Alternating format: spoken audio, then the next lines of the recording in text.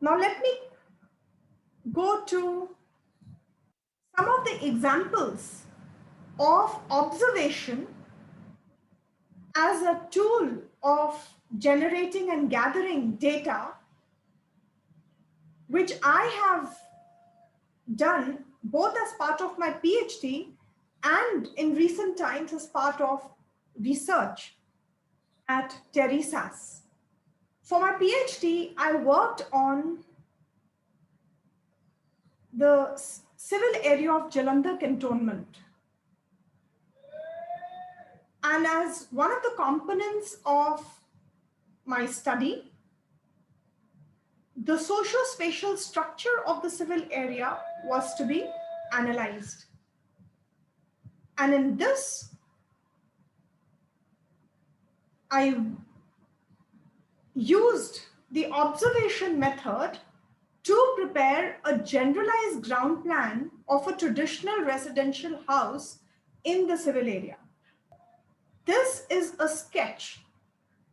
It does not have measurements, and which is what we mostly employ as part of our observation. So this is a generalized ground plan of a traditional residential house in the civil area of Jalandhar cantonment. And against this, there is a thick description which follows the observation which was made about the residential plan. The text in red is a description of the thick description of the different elements in this plan, whereas the text in blue font are the inferences which have been drawn from observation about the interconnections between the different elements of the plan. Now, for example, a thick description would entail a detailed account of the situation or the site, a description of the site. So what is written here, I'll just read a couple of lines as part of the thick description is, the house opens directly into the compound and its threshold is characterized by elevated platforms on its either side known as chabutra, which is used as a sitting and resting place for both the residents as well as outsiders. So when you look at this plan, here are the two chabutras, and the description of this chabutra are provided as part of the detailing of this house plan. Whereas when you're looking at drawing some interconnections and inferences about the elements being observed, you're moving a step further from thick description to drawing some inferences. Now, for example, the maintenance of privacy finds several expressions in the house. A large room adjoining the deori, known as Baitak, meant to receive and entertain outsiders, especially male guests, which open directly onto the Mohalla street. Now, when this description is being provided, it is very clear that there is a connection between the elements of the house plan and their functionality within the house plan. So deori and the Baitak are meant to receive outsiders. Likewise, all the rooms open into the courtyard. All the doors and windows open into the courtyard or veranda, except a window in the room adjoining Mohalla street. However, it is at least 6 to 6.5 feet high from the ground to deny easy visual access into the house. So let's look at the element which was being described. So this is the deori, And this is the Baithak. Baithak opens into the Mohalla street. Deori opens into the compound. Deori has another door which opens into the courtyard. And therefore, it does not provide direct access into the courtyard, which is the domain or the space for women of the household in traditional setting. Likewise, Baithak does not open into the courtyard or the deori. It just opens onto the Mohalla street. And therefore, it provides the privacy, or it prevents outsiders from directly moving into the spaces which are assigned or taken up by the women of the household. Next, this is a typology of residential buildings in Sadar Bazaar. So, herein I had documented the building activities using information on sanctioned building applications, as well as the identified typology of residential areas based on annual rental values, plot size, nature of the building type, whether it is a new construction or an old construction, the number of stories a building has. So the residential areas were clearly demarcated as high class, middle class, and low class at the mohalla level based on these parameters, as well as a social composition. So if you look at these photographs from the field, one is able to clearly discern the differences between an old occupancy lower middle class residential area as compared to a new occupancy high residential class area. Likewise, there is a distinction between the unauthorized constructions which have happened in outside mohalla, and there are several of these single room houses in ahatas across the civil area, which are being largely used by migrant population. Another example of observation, and which is quite an interesting component, is a study of or identification of subdivisions of residential plots. Now, in the context of the civil area of Jalandhar cantonment, there had been no aerial expansion of the civil area. However, the needs of the residents changed over more than 2 centuries since it was established. Also, there have been intergenerational changes. Owners have left. New owners have occupied these houses. So one is able to discern the intensity of buildings, which was an outcome of the socio-economic dynamics operating at the family level through successive generations, reflecting the process of inheritance and a change in ownership. Interestingly, these photographs depict the changes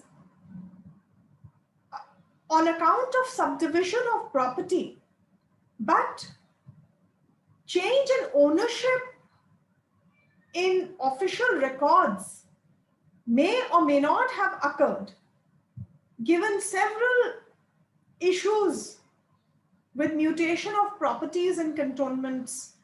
So one can see here, this is a large residential building. Now this has been subdivided. You see the red colored and the one that is without any recent paint, and a third one which is on the ground floor. So there are 3 subdivided portions of the same house. Likewise, now this is both a horizontal and a vertical subdivision, but in the second photograph, you may look that the ground floor is marked by renovation of the pre-existing structure, whereas the subdivided portion remains without any changes in the far right. Similarly, this house is actually subdivided. This wall forms the subdivision line, but this house has a common courtyard. Now, all of these nuances of the residential areas of Sadar Bazaar would not have come through any documentary evidence, through any documentation, secondary data, whether published, unpublished, or otherwise, except through observation during fieldwork. So it is very important for researchers to train ourselves to become observant of the phenomenon which we are studying in the field. Now, this is a picture of a renovated footpath around Taj Mahal in Agra, which was renovated as part of the JNNURM project, JNNURM program of the Ministry of the then Ministry of Urban Development, way back in 2013-14, and this is an unauthorized shop that came up right after the renovation process was completed. So this is essentially an extension of some of these commercial establishments which are abutting the street line, and in the context of some of these, the issues of the officials overlooking the emergence of these informal or temporary structures, even on a newly carved or a newly created footpath, reflects the ambivalence towards our infrastructure which is being developed over a period of time. Okay, now these are the 3 pictures from a slum site in Kolkata, and here we see a low-income housing complex alongside a dump yard, a garbage dump, which is also being used by rag pickers as a sorting area. This often is the case of site selection for low-income group housing across cities, whether it is Kolkata, whether it is Delhi, whether it is in Delhi, it is there is this kind of EWS housing which came up near Bhalswa landfill site. Adjoining this LIG housing is a slum. Now you see these 2 pictures. This is of a hanging toilet which is being used by the community for defecation. Interestingly, this hangs over a nala which flows right behind it. So the fecal sludge is directly dropped into the nala. I must say that this is an ingenious way of creating, however shabby the infrastructure may be, but in the absence of intervention by the civic authorities, this is an intervention which has been done by the local slum population. Now, as against this hanging toilet, which one can find across the city of Kolkata, wherever there are slums located along any water channels or nalas, one would find these hanging toilets. And here is a newly built uh, toilet which is shared by 2 or 3 families who apparently own the land over which it has been constructed. So the shared toilet was built with the contribution of the families and is being used only by the families who have contributed to the setting up of this toilet block. Now this is a photograph of street vending. Both of these are photographs of street vending in Leh town. These are of the main, both these photographs are of the main market of Leh town.